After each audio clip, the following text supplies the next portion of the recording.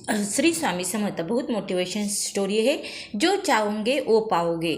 You can get what ever you want. जो चाहोगे सो पाओगे। You can get what ever you want. क्यों पढ़े ये स्टोरी हम क्यों पढ़े दोस्तों? श्री स्वामी समर्थ क्यों पढ़े? हम चाहते तो बहुत कुछ पाने की, पर इसमें सफल नहीं हो पाते।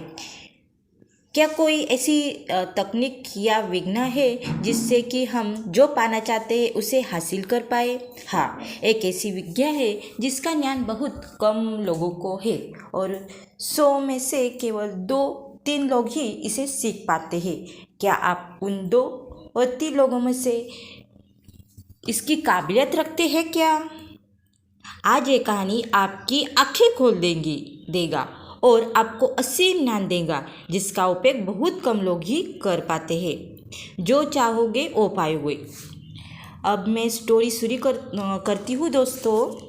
एक साधु घाट किराने अपना डेरा डाले हुए था।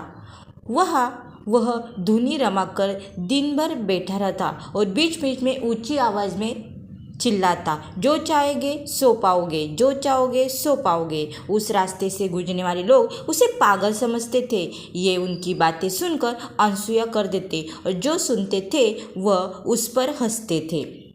एक दिन एक रोजगार युवक उस रास्ते से गुजर रहा था। साधु की चिल्लाने की आवाज़ उसके कानों में भी पड़ी।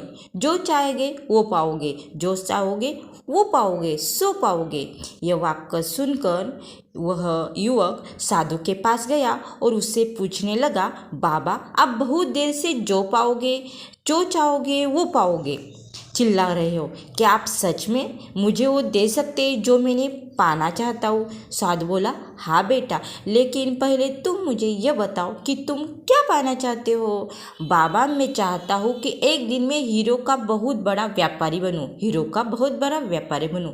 क्या आप मेरी ये इच्छा पूरी कर सकते हैं? युवक बोला, बिल्कुल बेटा, मैं तुम्हें एक हीरा और एक मोती देता हूँ। उसमें से तुम जितने चाहे हीरे मोती बना लेना। साधु बोला। साधु की ये बात सुनकर युवक की आंखों में आशा की ज्योति चमक उठी। फिर साधु ने उसकी अपनी दोनों हथेलियां आगे बढ़ाने को कहा। युवक ने अपनी हथेलियां साधु के सामने कर दी। साधु ने पहले उसकी हथेली पर अपना हाथ रखा और बोला, बेटा ये इस दुनिया का सबसे अनमोल हीरा है। इसे समय कहते हैं। इसे जोर से अपनी मुट्ठी में पकड़ लो। इसके द्वारा तुम जितने चाहे उतने हीरे बना सकती हो। इसे कभी अपने हाथ से निकलने मत देना। फिर साधु ने अपना दूसरा हाथ युवक की दूसरी हथेली पर रखकर कहा, बेटा यह दुनिया का सबसे कीमती मोती है। इसे धैर्य करते हैं। जब किसी कार्य में समय लगाने के बाद वांछित परिणाम प्राप्त न हो तो इस धैर्य नामक मोती को धारण कर लेना। यदि यह मोती तुम्हारे पास है तो तुम दुनिया में जो चाहे वो हासिल कर सकते हो। युवक ने ध्यान से साधु की बात सुनी और उन्हें धन्यवाद कहा और वह वहाँ से चला गया। उसे सफलता प्राप्ति के 2 गुरु मंत्र मिल गए। उससे निश्चित किया कि वह कभी अपना समय व्यर्थ नहीं गवाएगा और सदा धैर्य से काम करेगा। कुछ समय बाद उसने हीरे के बड़े व्यापारी के यहाँ काम करना प्रारंभ किया। कुछ वर्षों तक वह दिल लगाकर व्यवसाय का हर गुर सीखता रहा और एक दिन अपनी मेहनत और लगन से अपना सपना साकार किया और हीरे का बहुत बड़ा व्यापारी हुआ। क्या सीख मिली हमें कहानी से दोस्तों?